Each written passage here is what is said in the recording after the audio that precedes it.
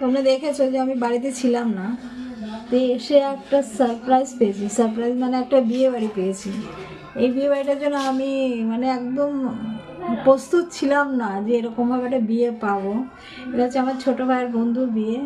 এটা একটা লাভ স্টোরির মতনই, মানে হঠাৎই বিয়ে। সেই উপলক্ষে আজকে যাচ্ছি সেখানে, যেখানে বরের বাড়িতেই বিয়ে হবে, মানে হয়ে গেছে অলরেডি। আমার একটু দেরি হয়ে গেছে যেতে, যাচ্ছি, কিন্তু বিয়েটা হয়তো হয়ে গেছে। আমি যাব, রেডি হচ্ছি,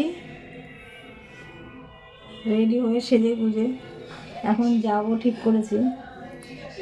সত্যি খুব আনন্দ হচ্ছে, আনন্দ হচ্ছে। আবার এইরকম ধরনের বিয়ের জন্য আমি প্রস্তুত ছিলাম না, সেটাও বলতে পারো। মানে এরকম সারপ্রাইজ পাবো ভাবিনি কোনোদিনও, মানে কখনো ভাবিনি এরকম সারপ্রাইজ আসবে। তো যাই হোক, চলো রেডি হই। কানেরটা তো পরে নিয়েছে, হাতের পরা হয়ে গেছে কমপ্লিট, এখন শাড়িটা পরা বাকি। আর একটু জাস্ট বিয়ে বাড়িতে যাওয়ার জন্য যেটুকু করতে হয় সেটুকুই করবি। চলো, এই যে রেডি হয়ে গেছি বিয়ে বাড়ির জন্য। কেমন লাগছে জানাবে। রেডি, এবার যাবো।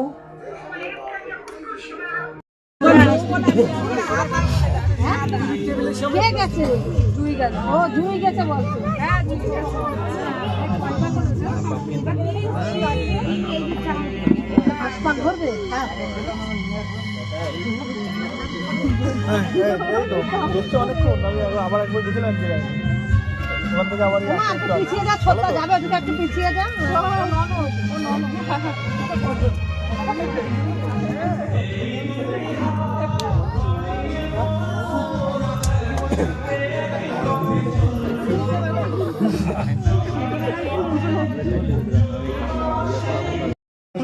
আসছে আসছে, এইমাত্র অফিসে গেল তো।